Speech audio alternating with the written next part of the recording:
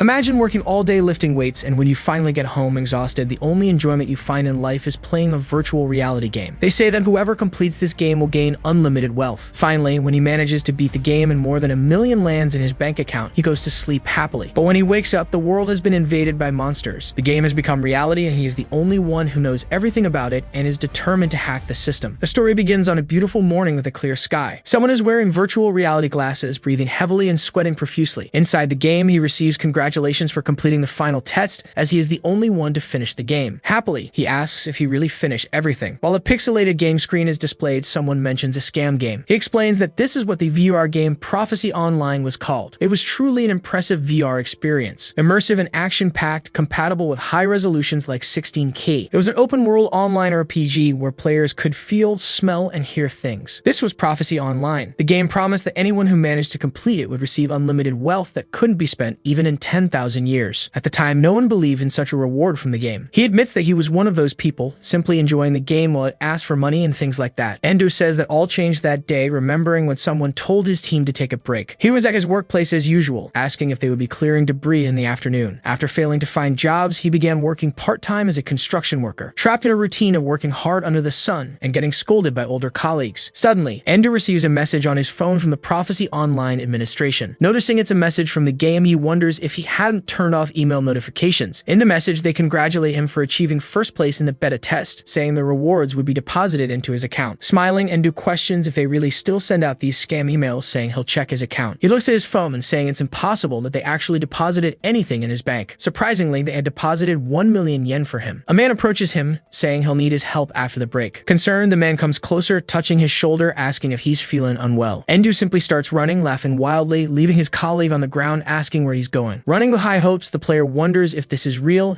and if he can make money from the game. He questions whether the reward that couldn't be spent in 10,000 years is real, which makes him throw himself fully into the game. This game was ruthless and unforgiving, using its players as sacrifices. The tower's guardian would destroy defeated users along with their data. In the dungeon, the tower's exit was always random. And the best part of all this exploration, they felt the same pain as the characters when they took damage, always confronting the real fear of death, making many players quit. Endo earned just enough to cover his expenses through a part-time job. However, to play more, he went into debt, taking loans from loan sharks and banks. Now he had no choice but to wait for those unlimited assets that couldn't be spent in 10,000 years. Going back to when he finally completed the game, they simply congratulate him, saying the real reward is his experience. With that exhausted, he begins to take off his VR. Completely disbelieving, he wonders if he actually did it. Dropping everything, he rushes to his phone, anxious for the reward. Clicking on the email sent by the Prophecy Online team, they were announcing that they had recently reached their goal, and for that reason, Prophecy Online would be discontinued. Angry, Endo wonders what will happen to his rewards, while he reads the game's thanks to all its sponsors. Feeling unwell, he ends up dropping his phone to the ground, lamenting while his phone remains broken on the floor. Kneeling on the ground, Endo wonders if they will properly reward him now that he has completed the game. The day remains sunny, the neighborhood calm, as if his problems affected no one else. As he walks toward his bed, he tries to convince himself that since it's a large sum of money, it might take time to transfer. Endo lies down exhausted on his bed, saying he'll check tomorrow. The next day, looking at his phone, he admits that nothing else came in besides the 1 million yen, and that he should have given up. After these events, a week passes. He hears a loud noise and wonders what's happening so early. Looking at his phone, Endo realizes the sound isn't coming from it. That's when he looks up and sees a system window. In front of him are notifications saying that the ice trial failed and Moscow was destroyed. Next would be the Earth trial. With a time limit of 43 days, if they failed, the test site would be annihilated, now being Japan. He looks at everything in confusion, not understanding what's happening. On the TV, terrified journalists inform the public of Moscow's current state. While monsters completely ravage the city, the Russian government declares there is no hope of survivors. Not knowing what kind of creatures these are, journalists announce they seem to be dragons. A helicopter observes the monsters from above. The journalist aboard reports that a similar situation is about to occur in Japan according to the gathered information. The warden states that many say this is a disaster coming from a game called Prophecy Online, being completely similar. A geologist says the only possible cause of a disaster on this scale would be the movement of tectonic plates, not monsters. As a monster opens its mouth toward the helicopter, the journalist asks if it's trying to aim at them. Someone screams desperately, ordering them to get out of there and return, but unfortunately, there's no response. The terrified presenter begins to shout the journalist's name, asking if she can hear him. The specialist, horrified by the scene, says that this could never happen in the plate movement. While running to his balcony, the protagonist says there's no doubt about it. He confesses that even in this crazy situation, he managed to remain calm. With his extreme calm, only one thought crossed his mind. Elsewhere, Overpowered, a woman who was trying to learn how the system worked. Pressing the main event button. Endu also presses this button, realizing the time limit is 43 days and the test location is Japan with 0 progress. He remembers the game's message saying his experience would be priceless. The protagonist assumes the priceless assets mentioned by the game were his experience. After all, he was the only one who completed it. Suddenly, after a long time, his door opens. All stylish, the young man steps out convinced. With a sly grin, he says he'll now get his money. As he runs, he remarks that with the game becoming reality, there will be intense competition for spots and experience points. Still running fast, he notices the nearest dungeon is just ahead of him. Ender hurries toward a large building. Many people are running and panicking, asking how they should escape since the buses and trains are out of service. Anxious and in a rush, he keeps running. Unexpectedly, someone angrily shouts at him to stop. The man steps in front of him, leaving the protagonist surprised. The man asks Endu if he's just going to ignore his reminders and leave. Looking at the man, he realizes it's one of the loan sharks chasing him. The loan shark says he was on his way to Endu's house and orders him to turn around. He throws a cigarette at Endu's face. A year ago, while the protagonist was inside a dungeon, an ad appeared. There was a company offering 200,000 yen interest-free to anyone who passed their selection, but they wanted 50% of all rewards. Endu thought it was a great offer, as he'd get the money interest-free and only pay back after completing the game. However, after spending the 200,000 yen, he was told he didn't pass the selection, so he'd need to pay 50% interest within 10 days. He remembers a time when a gun was pointed at him. From that point, Endu began taking loans from banks to pay off his debts. But when he tried to pay the debt, they brushed him off, hoping his interest would accumulate. Smiling, the man asks if the protagonist has the money to pay off the loan. Irritated, Endu looks at the loan shark, asking how he could pay if they wouldn't take his calls. The man questions if that's true, saying that people who don't want to pay always come up with excuses, calling him despicable. Still smiling, the loan shark says he's lucky to be there for other reasons. He asks if Endu hasn't been playing that game, Prophecy Online. The man mentions that the current state of the world is identical to the game's. Grabbing Endu by his shirt, he asks if he knows anything, and if he does, he better spill everything. The protagonist orders the man to get his filthy hands off him. Even angrier, the man asks Endu if he knows who he's talking to. The protagonist then tells Takuo he'll give him a useful piece of information. Activating his skill, Novice's Fist, making the loan shark step back. Takuo boosts his fist's power by 50% and starts punching the man. The strength of his blows is so intense that the loan shark is thrown against a traffic sign. Looking at the man lying on the ground, he says that from now on, he's in charge. Seeing Takuo unconscious and bleeding, Ender remarks that apparently the loan shark can't cure him. He just leaves Takuo there and continues running toward his goal. Watching from inside a car, a man in a black hood comments that maybe these are game abilities. With his face partially covered, he says he didn't expect to find such an experienced person so soon. Smiling, the man says that soon law and order will collapse, making things more interesting. The protagonist arrives at a place called the Goat's Sanctuary. Unexpectedly, something catches his attention. Noticing a car, he wonders if someone arrived before him. Endu begins descending into the deep, dark dungeon, still moving through the corridors, searching for something. Suddenly, he smells a strong scent of blood. Surprisingly, dozens of lizard men lie dead in front of him. The same hooded man and his group notice that apparently someone else has arrived. Looking at Endu, he asks if the protagonist is also a prophecy player. A bit annoyed, Endu asks if the group did all that. The hooded man says those were high-level monsters, and without him, the protagonist would be dead. Endu starts questioning whether the lizards are truly high-level, remembering that their level was the lowest of the low. Taking off his hood, he comments that it seems Endao has no friends, asking if he'd like to become one of his subordinates. He says the protagonist will have to hand over half of everything he earns, but in return, he'll protect him since he's very strong. Everyone behind him is charmed by his kindness. Endu apologizes, saying he prefers to go solo. Pointing ahead, he asks if they'd be able to get past the boss. They're shocked at the thought. Talking to his group, the hooded man asks if it's worth killing Endu after they finish off the boss. Making everyone nervous, the man says the fewer people know about the game's information, the better. He says that's his decision and anyone who doesn't agree with him will face an accidental death. Suddenly, everyone feels a certain fear and becomes uneasy. The man informs his subordinates that the boss here is the Ember Goat, so he doesn't want the protagonist to be the last one to attack it. There were only 5 minutes left until the door opened. Some of them approach Endao, who is surprised. A girl, along with 2 men, moves toward him, a bit nervous. Smiling, he asks if they're going to try to stop him. A bit anxious, they begin to say he's right and that he should stay right there. He thinks of himself that he could easily throw them out, but this time he'll let them go. The door opens as the protagonist thinks it won't be too late, and he'll defeat the boss after most of them have been killed. After the remaining time for the door to open runs out, it finally opens. He simply takes a juice from his inventory and leans against the wall, waiting for his moment. Hearing the gates close, he looks into the boss room, wondering how far they'll manage to get. As they enter, the leader assumes it was convenient that Endu didn't go in with them. The girl mentions that maybe the protagonist understood their intentions to kill him, but the leader says he's not smart enough to notice that. In front of them is a large hall, completely empty except for a single light coming from a crack in the ceiling. Hitting the shield of one of his subordinates, he orders the guy to do his job. The guy says that with his shield, the boss won't be a problem while addressing the leader as Sir Light. A candle emitting purple flames was burning in a wall sconce. response. Suddenly, a strong wind strikes them, leaving everyone confused. Surprisingly, a large fire tornado forms right in front of them. The leader, filled with extreme fear, starts questioning what kind of scenario this is. Interrupting his thoughts, a large paw emerges from the flames. That's when he realizes this is actually the Hellfire Goat. The monster was a mix between a goat, a wolf, a horse, and other animals. The goat lets out a loud scream, sending shockwaves and fire spreading in all directions. Many warriors scream as another devastating attack strikes them. Light himself, along with some of his subordinates, is thrown back against the entrance door. He curses, wondering how everything ended up like this, with the monster stopping right in front of him. A frightened girl asks what they should do now, and he angrily tells her to shut up and orders everyone to retreat. One of his subordinates shouts that the door is closed, and the leader says that's impossible, questioning what's going on. He starts yelling, ordering some of them to distract the creature,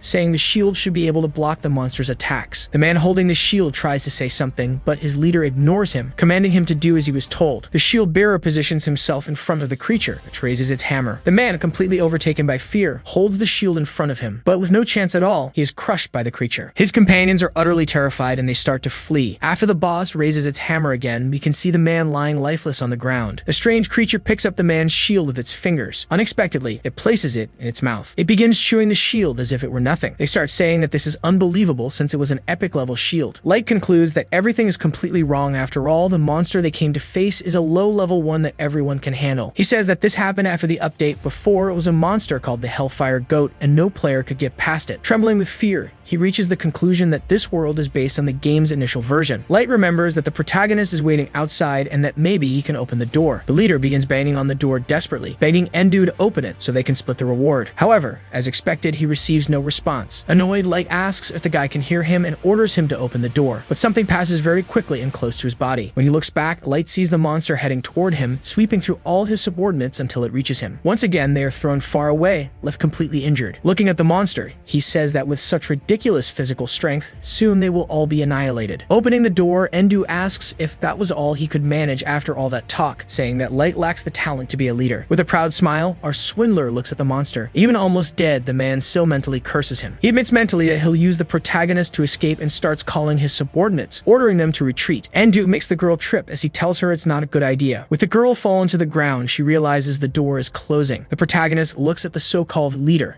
Light runs toward the door, mentally begging that at least he can get through. Suddenly, he starts screaming loudly as the door crushes his arm. The monster approaches the leader, calling him a noisy brat. As it prepares to deliver an attack, it says the boy is very irritating and that it will end his life right there. Light looks back, realizing the monster is coming toward him. Suddenly, a large amount of blood splatters across the room. Watching that terrifying scene, the girl and the man who had tried to stop the protagonist wonder what they're going to do against such a monster. Picking up the sword on the ground, Endu says that what they need to do is obvious. Raising the sword, he says that although Light was weak, he had a good sword, and that's enough for someone like him. The monster, once again preparing its hammer, asks if the protagonist is so eager to die. It strikes him with a powerful attack, sending fragments of stone flying in all directions. The protagonist appears on top of the monster, preparing to counterattack. Smiling, he asks the monster what it's talking about. In the blink of an eye, he manages to cut the monster in multiple places. The monster screams as its horns fall to the ground. Light's former subordinates look at the man, terrified by his level of strength. Calmly, Endu asks what they think. Once again, our swindler says that if they pay him 10 million yen, he might consider saving them. The frightened girl looks at him, not understanding if he's serious. Both the girl and her companion shout, asking if he's really demanding 10 million. He says that's correct and that he'll only charge 1 million per person. Annoyed, they begin to argue that no one would have that amount on hand and that he's just trying to take advantage of the situation. Endu says that if they don't have money, they should pay with their efforts, while asking if they really want to die so young. Then the hero states that they'll work for him, giving him 90% of everything they earn. The girl yells, telling him to stop treating them like fools, while her friend says even Light only charged 50%. As the monster rises behind them, Endu says that it seems there's nothing else to do. The monster stands up, even angrier, asking who dared to cut off its precious horns. It launches a massive fireball, yelling that they should die 1,000 times over. The girl casts a spell trying to shield herself. The protagonist jumps through the flames. Both are thrown far back by the force of the impact. Endu gently lands in front of them. With a smile, he says that apparently they managed to escape, but he wonders how long their luck will hold. With that, they both give up and agree to work for him, but they beg him to save them. He starts smiling, pleased with the outcome. He says it looks like they've struck a deal, while glancing at the monster and saying it's been a long time since he last defeated it. The monster, irritated, says it doesn't remember ever being defeated by someone like him. They begin asking what he's talking about, since the Hellfire Goat was supposed to have been removed before it was ever defeated. Without replying, Endu looks at the monster with determination. He recalls that before the update, he had defeated the monster once, and he confesses that he heard from some sources that the Hellfire Goat was transformed into the Blaze Goat. With just a single movement of his sword, the protagonist manages to deflect the monster's attack. The monster stares in confusion, unable to understand how he managed that. Both his subordinates look at him, wondering who Endu really is after all, stopping that creature so easily. The protagonist confesses to the monster that if its attack had hit him, he'd definitely be dead. But he adds its attacks aren't dangerous once you know the tricks. The monster keeps attacking while he dodges and blocks them all with relative ease. The monster grows increasingly frustrated, wondering how this is possible, while the protagonist leaps behind it. Brandishing his sword, Endu manages to strike the monster's eye, saying its patterns are exactly like in the game. As he steps away from the battle, the new subordinates notice he's pushing the monster back. They begin cheering him on, rooting for his victory. Annoyed, Endu tells them they're being too loud, prompting one of his subordinates to call him frustrating. Suddenly, a powerful attack passes close to Endu, leaving him surprised. Slamming its massive hammer into the ground, the monster says the protagonist's evasion skills are commendable, but it all ends here. With his back against the wall, the player realizes he's cornered. He asks the infernal goat if this was his plan all along, trap him. Ignoring his question, the monster asks if he has any last words. With a smile, the protagonist simply tells the monster to drop dead. After all, it can't even land a hit on him. Even more enraged, the monster says it will fulfill his wish as it summons flames around itself. It opens its mouth, concentrating a huge core of fire in the center. The subordinates begin to wonder what these black flames are. Endo explains that this is the flame that burns everything, capable of killing even a level 99 player instantly. It's an attack that incinerates the entire ground, leaving no escape route. This is the goat's ultimate move, its last hope. With a purple gleam in his eyes and a grin, he says it's no big deal. Endu says he's been waiting for this moment, activating his novice kick skill on the ground, adding just 50% of his strength, creating a bright flash at the spot where he stood. Skillfully, he jumps for the monster, saying that even though it's a powerful attack, it leaves the user completely defenseless. And besides, he adds, its mouth has nowhere near the strength of the rest of his body. Positioning himself on the ceiling to gain momentum, he says, in other words, this level 1 strength is enough to keep it closed, stabbing the monster's mouth from above downwards. The monster falls to the ground, desperately trying to open its mouth as the flames burn it from within. Endu is exhausted from the battle, explaining that once this ability is activated, it can no longer be contained. With that, there's nothing left for the monster to do but feel the flames burning through its entire body. He jumps back, creating some distance as he asks if the monster can withstand its own flames. A little further away, they watch as the monster is charred by its own attack. Looking at the monster, he bids it farewell. When the Hellfire Goat finally opens its mouth, it only manages to scream. After a while, the monster was completely charred. The system notifies that the unique boss, the Hellfire Goat, has been defeated, while the girl and the guy can hardly believe they're still alive. Looking at the protagonist, they notice he killed the boss without even a scratch. The system congratulates him, announcing that Endu was the first to defeat a unique boss. He's awarded the title of the First Slayer. This leaves him a bit confused, as he doesn't remember anything like this in the game. This title grants him an additional 50% damage when fighting a boss. Additionally, as an extra reward, he can choose his secondary occupation. The system asks if he wants to select his secondary occupation now, and he replies that he does. The system also explains that once his secondary occupation is chosen, it can no longer be changed. With determination, he chooses the occupation of Soulsmith. Endu extends his arm, resolute in his choice. Suddenly, a bright light surrounds his body. With a smile, he says that it looks like he's about to make a lot of money. Collecting the boss's drops, he finds a dagger and a key. The girl informs him that it's the key to the underground sewer. It's a great place to level up quickly and earn money. The man accompanying her says their main objective initially was the ultra-rare drop the boss had. Endo starts spinning the key on his finger. He explains that this item isn't that rare. In fact, the drop rate is 100% with the Hellfire Goat. They're horrified at how casually he treats an item that's so hard to acquire. Looking at the dagger, he assumes it was pure luck to have obtained it. Endu walks over to the rubble. As he points the blade, yellow and blue sparks begin to emerge from it. With just a downward flick of his hand, he slices one of the pieces of rubble in half. Both his subordinates stare in shock, asking what's up with that dagger. While remarking that it's still not good enough, he starts using his secondary occupation ability,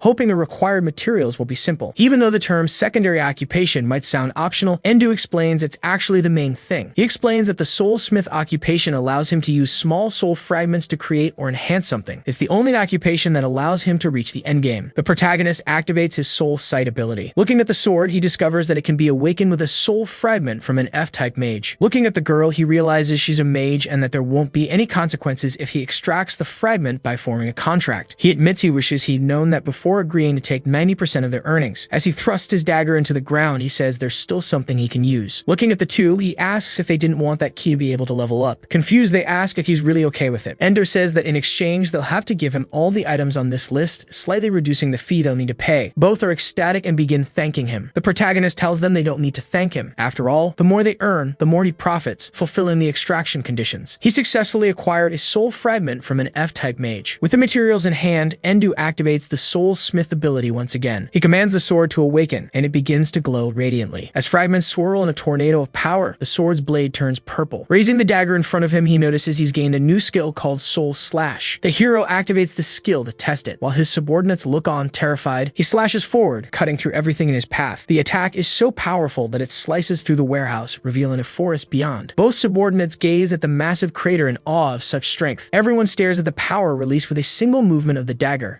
They collapse to the ground, wondering if a human could possess such power. Looking at the dagger, he comments that this seems to be its limit. As he looks at the girl, Endo says that he has a weapon and a minimal amount of skills, but should be ready for the next step. The protagonist simply stops in front of the girl, scaring her. Quickly, Ruby covers her face, thinking he's going to kill her. To her surprise, Endo simply walks past her, leaving her confused as to what's happening. He crouches in front of the bodies of his subordinates, former companions, and begins to pray. Ruby watches him, captivated, wondering if Endo is mourning the dead players. However, in reality, the protagonist just wanted the wallets of the extras. The little thief starts grinning, saying they had quite a bit of money on them. Both conclude that he's more dangerous than the Hellfire Goat. Somewhere, numerous black feathers fall from the sky. Around a shrine, several crows are flying as someone stands before the gate. It was Endo, observing the place. He calmly approaches a well. As he descends the stairs, the protagonist mentions that beneath this well, there's a large number of monsters. Usually, they'd only be challenged by a group of 3 or more people, but Endo says that this doesn't apply to him after all. He has the goat dagger. Upon reaching the bottom of the stairs, he looks around. Suddenly, he hears the sound of a coin flying toward him. He quickly slices it in half, avoiding contact. Positioning himself for battle, the player raises his dagger in front. Noticing something, he glares ahead, irritated. Unexpectedly, 3 men appear, asking if there's a new visitor. The man with a bloodthirsty look tells the protagonist that this place belongs to them. Pointing his blade at the men, he questions who decided that. The man says that whoever arrives first wins, asking if that isn't the game's rule. One of the men says they'd let him use the area if he pays a fee. Realizing these men are like him, Endo asks what the price would be. The man says he'll charge him 50,000 yen per hour, since even so, the protagonist would still be making a profit.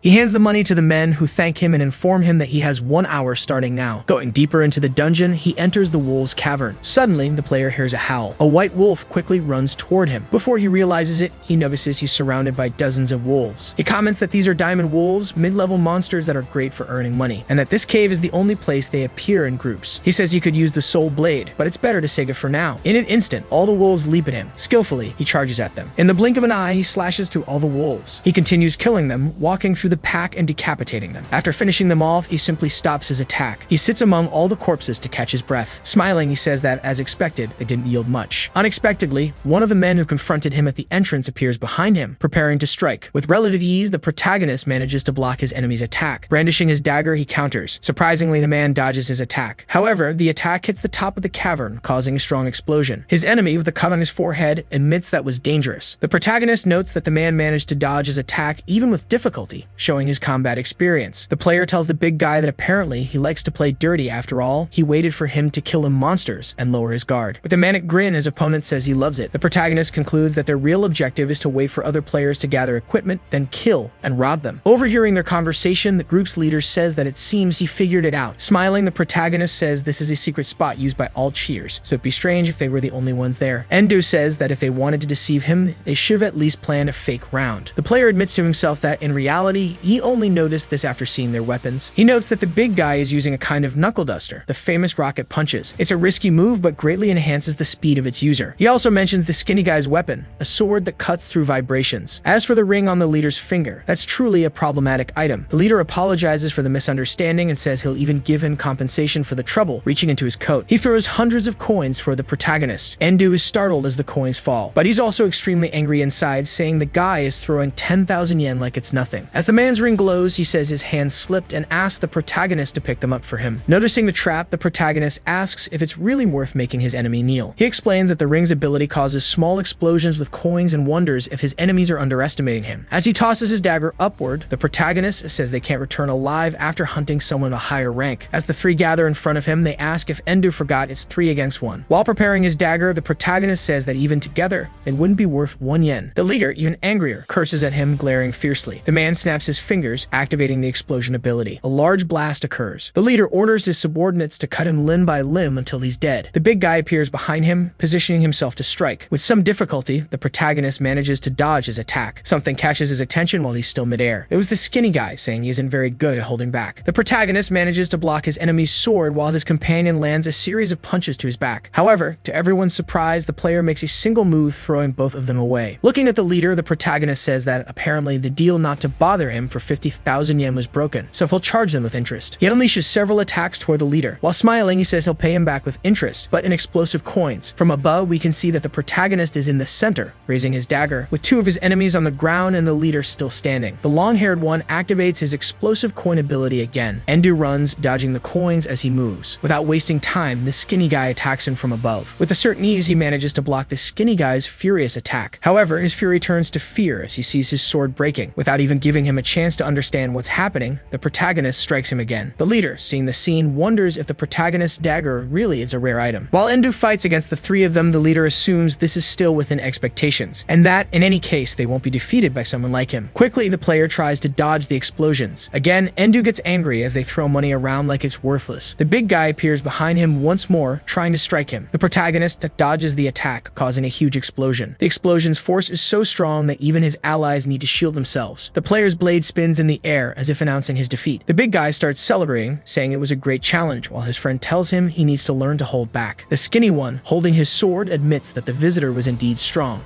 The long-haired one crouches to pick up the dagger, saying that no matter how good a weapon is, if its user isn't alive, it's worthless. Suddenly, Endu activates his soul restriction ability, chaining both the skinny guy and the big guy, leaving only the leader, who is terrified. Both warriors start screaming in pain as the chains tighten around them. The concerned leader starts calling out their names. Emerging from the mist, the player explains that he used his soulsmith ability to cause unparalleled pain. The enraged leader charges at the protagonist, wielding the goat dagger. Before he can even get into position, the protagonist grabs him. Looking at him, Endu calls him slow. Furious, the man says he won't lose no matter what. He jumps back, unbuttoning his coat, sending numerous coins flying. Confidently, the leader commands him to be amazed. But now even angrier, the protagonist reactivates his soul restriction ability. In the blink of an eye, his opponent is completely chained. He tries to scream as some of the chains tighten around his neck. The long-haired man doesn't understand why his ability won't activate, and Endu explains that with a significant level difference, he can nullify the enemy's power. Still bound, he asks what level difference he's talking about since he's already level 7. As he tightens the chains further, the player tells him he's done well for a beginner. Looking at them, Endu tries to figure out the conditions required to obtain their soul fragments. The big guy's condition was to satisfy his hunger, the skinny guy's was to introduce him to his older sister, and the leader's was to genuinely fear him. With a menacing look, the protagonist says that the leader's condition is one he can fulfill right now. As he strangles the leader begins to beg for his life. Holding his dagger, the player says he would be only one at a disadvantage if he left him alive. The terrified man, in extreme fear, starts asking what he means. Endu says he'll sell parts of his body since there are always people willing to buy. Once again, our scammer says that the interest rate on the 50,000 yen was pretty high. The skinny guy starts shouting, saying the protagonist really does seem like the type to do such a thing. He feels offended, saying there's no way a freelancer like him could have connections in the black market. Endu says that if they don't like that idea, they should think of another way to make money. In complete terror, the leader begs for his life as tears stream down his face. A system notifies that Koki fears him deeply and that the conditions have been fulfilled, granting him a mage's soul fragment. After that, the protagonist simply releases them from their chains. They collapse to the ground, gasping for air. The protagonist hands them several contracts, ordering them to sign. They're all outraged by the fact that they'll have to give up 90% of their profits and still obey his every command. With a bloodthirsty look, Endu glares at them, asking if they have any complaints. Terrified, they both answer that they have none. He says that from now on, the 3 of them are his subordinates, and that if they ever think of betraying him, the operating table will be their fate. Unexpectedly, Endu asks them to lead him to the real leader. They're all utterly horrified, asking how he figured it out. He explains that the items they're using couldn't have been obtained by weaklings like them, obviously meaning someone else is behind them, and asks if he's right. Kaki starts begging, saying that if the boss finds out, he'll kill them. Placing his foot on his subordinate's head, Endu asks if he's going to betray his former boss or have his organs transplanted. Trembling, the skinny guy starts muttering something. Suddenly, he starts crying and running, saying he wants neither, leaving the big guy shocked. The player points his finger at the man, asking if he really thinks he can escape. With that, the soul restriction chains grab the man once again. His 2 companions are utterly terrified by his total control, as their friend is suffocated, and he say they'll lead him to their boss. But Endu still demands all their weapons and money. The protagonist notes that the security in this world is terrible. Even the game's security was better. With a grin, Endu laughs, saying there's probably no one left who could hurt him now. In his status status window, we can see that the protagonist is on a completely different level. At dusk, we can see a circus. Like any circus, there's a spot where the tightrope walker performs, along with rings of fire and other things. Then we're shown someone being beaten by a man. The person being attacked falls to the ground, bleeding. Some people inside a sort of cell say that he'll be next and express their sorrow. A man with a bloody face tells the person being beaten that he didn't even complete the task. The man asks if he won't apologize to the boss. Another man in the cell shouts, begging for him to stop, saying that the person will die. With a sadistic smile, he says the person should just die and that they're all causing the boss a lot of grief. Someone holding a whip asks why they're talking about him. The sadistic man starts stuttering, calling him boss. The boss, with a clown-painted face, asks his subordinate if he's done disciplining him. Helping the man on the ground, the boss says that if he had broken a bone, it would take a long time to recover. He tells his subordinate that, no matter how incompetent they may be, he shouldn't simply break them. Trembling and sweating, the sadistic man starts apologizing to the boss. With tears in his eyes, the beaten man thanks the boss, saying that next time he'll definitely. However, his thanks are cut short as the clown lashes out with his whip. In an instant, the man is struck in the face with an extremely powerful blow. He keeps whipping the man, saying that this way is better since it doesn't break bones but shreds flesh. Still beating him, the boss says that not even animal welfare organizations would help him if he remains this lazy. Suddenly, someone says that they've returned, catching the boss's attention. With a sinister look, the boss remarks that they're back too early. The long-haired one says they need to report in as they're in no condition to continue the operation. The clown notices his hand and realizes the ring is gone. He becomes extremely angry as he looks at Kuki. The boss demands to know where the ring he lent him is, saying it's worth more than his own life. The long-haired one bows, apologizing and saying they were robbed by a man who was practically a monster. Ignoring his explanation, the boss just attacks him. Kuki falls to the ground from the impact. Furious, the boss says that even with so few people in his guild, he shouldn't be surrounded by such incompetent scum. Both of Kuki's companions confess that most of them quit because of his abuse of power. The boss says there's only one job left that Kuki can do and calls his other subordinate Locke. The clown orders him to bring Johnny. Suddenly, a large white tiger's paw appears. The animal moves towards the long-haired man. The animal growls, looking at him furiously. Stammering in fear, he begins to beg the boss not to do this, saying that he's been loyal since the beginning. With a smile, the clown gives the order for Johnny to feast. The large tiger opens its mouth toward Kuki, who remains paralyzed with fear. Suddenly, someone appears, swinging from one of the circus apparatuses. It's the protagonist who saves his new subordinate by kicking the tiger away. With his incredible strength, he manages to throw the animal far. Concerned for his animal, the boss looks at it while shouting its name. The player, with a smile, apologizes but says he couldn't let him kill his source of income.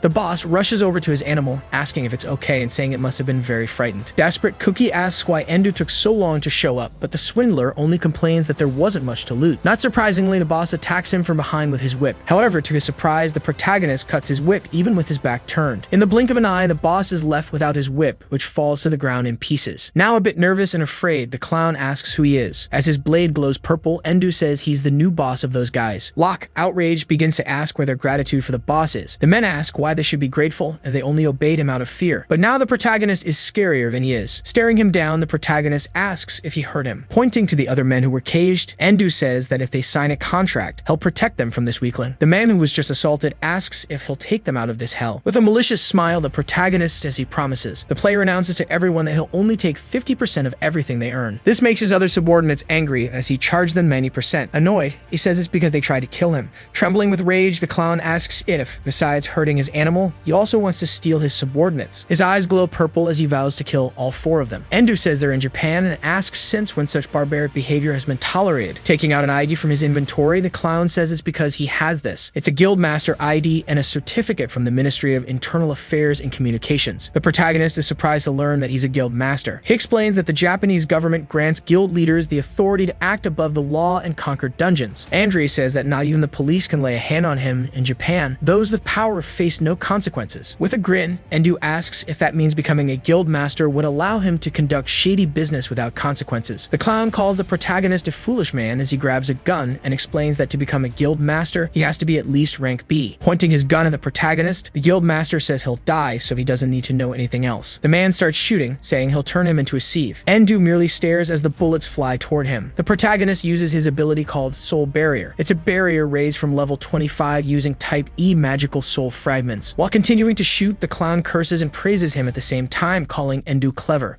The protagonist says that Russia used nuclear missiles during the ice test and still failed. He asks the guild master if he's never stopped to think about it. After all, there are many players, but none use firearms. Still shooting, the boss asks him not to approach. Suddenly, he receives a huge shock, causing him to drop the weapon. The barrier that was approaching finally reaches him, beginning to push him. Desperately, he forces himself against the barrier, trying to stop it. Still moving toward the man, the protagonist asks him to take a good look. While trying to hold back the barrier, he realizes he's being crushed. He's completely pressed against the wall, causing several cracks. The man starts spitting blood while Endu laughs. The former guild master falls to the ground powerless after the protagonist releases his barrier. Looking at the man, Endu says that abilities surpass weapons and Andre shouldn't think he can defeat him with these toys. The former subordinates start saying that even the boss couldn't do anything against that man. With a smile, the protagonist asks if they want to make a deal with him and promises that if they agree, he will even let them get their revenge. They all agree to the contract as long as they can do whatever they want with the scoundrel. Lying on the ground, the master asks how he, a person without a license, could do this and that the authorities wouldn't stay quiet. Endu says he doesn't care. After all, the man himself told him that power is everything nowadays. Still with his head down, the clown notices some footsteps approaching. When he lifts his head, he realizes that it's all of his subordinates. As the former subordinates beat up their boss, the player thinks about how much money he made today and that they'll give him much more. Looking at the system window, he says it's better to finish the test when people start to panic. He realizes that only a month is left, concluding that this is the perfect moment. At the headquarters of the player association, the rank certification exam is taking place. The protagonist goes to take the exam. He notices 3 people talking behind him. One of them says that if you're a B rank player or higher, you'll have a very high salary in the tens of millions of yen. His friend tells him not to get his hopes up since only 1% of the Japanese population is rank B and only 9 are rank A. They continue discussing while the protagonist just listens. Endo says that 2 weeks have passed since the game became real. The government offered a 100 million yen reward to whoever could end the trial, but as expected, the result was disastrous. That's why it's now mandatory to apply to the player association. If you don't participate and take the tests, you won't receive any rewards for it. While walking to the association, the protagonist thinks that a lot of money is involved and he wants a share, but someone is watching him from above. He realizes he's being observed and tries to find out who it is. Suddenly, an object flies toward him. With great ease, he dodges the attack. The people around start to get shocked, saying the traffic cone fell from the sky. It's Takuo, who calls out to him, saying that he had it good before. He shouts that the protagonist won't escape his debt anytime soon. The protagonist asks if the lone shark came to take the exam too. He says that a weak person who could be defeated with just one hit from the novice fist ability should give up on being a player. Convinced, Takuo says he's not the same anymore and that now he has the strongest class, Spearman. The protagonist starts laughing, saying that this class is only for amateurs who don't know what they're doing. The protagonist says that class can't keep up with the power inflation, and the lone shark asks what class he has. With a wicked look, Endu says his class is novice. The man laughs, saying that's the same as having no class. The player mentally says that his main class is indeed novice, but he doesn't need to mention his subclass. As he raises the traffic sign again, Takuo says he'll get revenge for the other day, and that this is the true power of a spearman. He begins to unleash several attacks for the protagonist. The protagonist just dodges all of them while closing the distance. The man, startled, asks how he can do that. Facing the lone shark, Endu says that he really didn't want trouble before the exam, but he can't do anything when the problem comes to him. Simply moving his arm, he throws the man into the air, causing panic all around. The lone shark screams desperately as he falls to the ground. Everyone looks at him, and the protagonist continues walking, saying it was self-defense. Inside a very luxurious place, the attendant informs him that the registration fee is 8,000 yen, which he thinks is extremely expensive. Sometime later, he's sitting, depressed for losing 8,000 yen, but suddenly someone approaches him. It's a girl who apologizes for the delay. With a smile, she says they'll now begin his rank certification exam. He was facing a large black rock. It emitted a strong purple light. Endu notices that the exam is apparently as they told him and asks Gowin if he needs to place his hand on it. He begins to extend his hand toward the large rock. As his hand gets close to it, several rays connect the two. He brings his hand even closer while the strong blue light is emitted. When his hand touches the rock, a massive explosion of light occurs, causing panic even in the assistant. There were several rays along with an extremely strong light emanating from the stone. Still startled by what she is seeing, the woman begins to wonder what this is. In another place, the woman, still surprised, calls his name. She says the result is in, and he is equivalent to rank A. Ender receives a document with his classification. A bit nervously, she says he probably knows this, but players can change classes. She begins to explain that he could be a master swordsman, a master mage, or an archbishop. He declines and says that even though he wants to, his class isn't available yet. Confused, the woman asks what class that would be, but the protagonist replies that he doesn't intend to share it. She informs him that to change classes, he will need a special item, and asks if he would like help from the association. Endu just coldly refuses. He asks if that's all she has to say. The woman, a bit nervous, asks if that wouldn't be problematic for him. The player questions her as to why she's asking that. She explains that he has more power than any rank A they've seen, but since he doesn't have a class, he will be downgraded to rank E. The woman informs him that rank E has many restrictions, like not being able to create his own guild, which would be a disadvantage for him. Endo says that the government loves to create useless rules, while mentally he thinks that all he needs to do is turn a subordinate into rank B. He remembers that only one class can clear this game, and he has no intention of changing until then. The protagonist asks if even rank E can receive the 100 million reward for clearing the test. She says says yes. The woman says she understands and that his registration will have to be issued as rank E. A little later, he was walking down the street while some people were holding up posters. They were guild members trying to recruit people who had just finished the test. The protagonist, with a smile, notices that people are really putting a lot of effort into this. Two girls say they are looking for rank D players and ask if he wants to join their guild. Endu informs them that he is rank E. The girls begin to lament for him, saying they understand. The protagonist notices that rank E players are being treated like pests, but he convinces himself that he doesn't care about any of this. Suddenly, his attention is caught by a man in a suit walking through the crowd. The man had an orange aura surrounding his body. His eyes also glowed orange as he stared intently at Endu. As he approaches, the man says it's a pleasure to meet him and asks if his name is Endu Ri. Suddenly, he hands Endu a card, saying that these are his details. It was a card for a guild called Genesis Wings. People were discussing if that was really the strongest guild, Genesis Wings, and if he was the Stinker. The protagonist asks what Stinker means, and the man awkwardly explains that it was his nickname in the game. The player realizes that he is famous and wonders if he should make friends with him. After all, he could make money. He asks Shinji what he wants from him, but their conversation is interrupted by the loan shark, who asks if the Stinker was looking for him. Takuya approaches, saying that even though he's a rank B player, he won't be influenced by bad decisions. The protagonist wonders if this weak guy is really rank B and guesses that he may have threatened the examiner. Shinji asks who he is, and the loan shark, angry, calls in a little girl. Takuya gets enraged and grabs the man by his tie, threatening him, saying he's strong. However, with a single movement, the man easily twists his arm. He places the loan shark on his knees while complaining of pain. A bit more seriously, Feeder says that with each passing minute, they are getting closer to destruction, so he doesn't have time to waste on him. Takuya storms off angrily, saying Shinji shouldn't cry and try to recruit him later.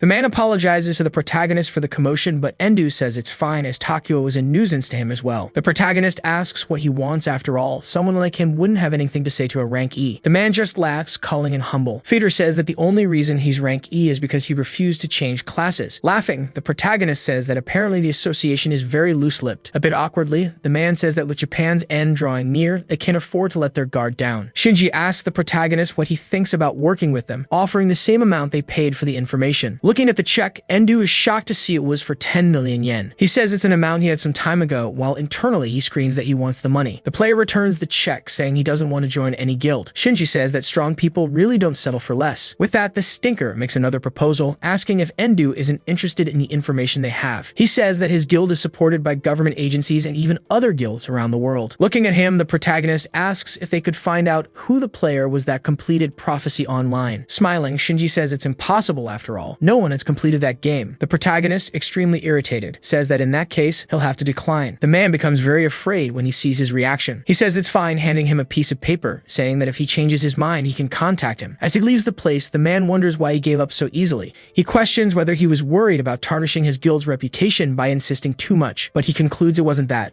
Shinji confesses that he was terrified, as if every part of his body was telling him not to get into trouble with such a monster. Causing the Stinker to nearly soil his pants, the protagonist pats him on the shoulder. Endu hands him a paper, leaving the man even more confused. He says that if he needs help, he can call him, and depending on the amount, he might accept. Taking the paper, still very nervous, the man thanks him for his kindness. Still disoriented, Shinji wonders who he really is. Later, at the headquarters of the Genesis Wings Guild, someone was walking hurriedly down the hallway. On the top floor, Feeder enters the guild master's office. He formally announces his return to the master. Suddenly, the master turns around, revealing herself to be a woman. She asks how it was to meet the newbie deemed the strongest by the association. Still a little nervous, Shinji says that he is genuinely a monster. Still trembling, he admits that the protagonist was the only player who made him feel fear through a conversation. With a terrifying look, the guild master asks who is stronger between her and Endu. He stammers, hesitating to answer. She says she'll take his silence as an answer while looking at the protagonist's file. Still very nervous, Shinji says he's sorry. Tsukino says he doesn't need to apologize, as his job is to relay all the information without hiding anything. The guild master says that among the 10 transcendent players, she is certainly the lowest ranked, and that it's not surprising that there are people stronger than her. She explains that the 10 transcendent players are the best from the beta test of Prophecy Online, those who receive a cash prize. Tsukino also informs that in a world where a game has become a reality, the appearance of someone powerful disrupts the hierarchy of power. She notes that since Shinji returned alone, it means the negotiation failed. He says that apparently the protagonist isn't interested in the information they possess, let alone the 10 million yen offered. With her arms crossed, she says that if Endu is truly one of the 10 transcendent players, fame and money will come to him in no time. She observes that there's no way for one of the 10 transcendent players to remain a rookie voluntarily. Tsukino says that on the other hand, there are hidden items that are extremely powerful but also come with side effects. She says that in any case, Feeder should continue to assess the man with his own eyes, and if his assessments are correct, he will surely become the strongest in the world. The master says that in all cases, the strongest person in the world could only be one of the 10 transcendent players, whose name is unknown. Nervous, Shinji asks if she is talking about first place. He informs her that even the United States looked for the data on the top 10 players. However, the data for number 1 was corrupted. Tsukino raises the possibility that the United States is lying about the number 1 data, secretly hiding them in their country. Shinji says he also believed the rumors, but after seeing Endu in person. Remembering the protagonist, Feeder says it's very likely that he really is number 1. The master says that for him to be saying this, it means there's a good chance they are right. Looking out the window, she says that Shinji must inform all members that hostile actions against Endu are strictly prohibited. She says that a nuclear bomb, which they don't know when it might explode, must be handled carefully. Still very nervous, he says he will do as instructed. On the other side of the city, in another large building, Endu says that a few weeks have passed and they were looking for places to use as a hideout for their source of income. He was looking at the view when suddenly someone called out to him. His subordinates were positioning the TV and asking for his opinion. Kaki presents him with a suitcase full of money, saying he managed to collect the taxes for the day. The protagonist praises him and asks how the attack group's preparation is going. He says they are easily leveling up in the underground sewers and making 1,000,000 yen a day. Excited, he informs that even the new recruits are making 100,000 yen per day. Extremely happy, the long-haired man says he never imagined making so much money while thanking the protagonist. The player reminds him that he said he would make the money. After all, if they make money, he profits too. He says that the taxes are practically fees for information. Kaki mentally thinks that paying 90% is really a lot, but without the information, he wouldn't even be able to make 10%. Looking at the protagonist, he realizes that this man has very valuable information. The long-haired man asks what they will do about the judgment since there are only 10 days left,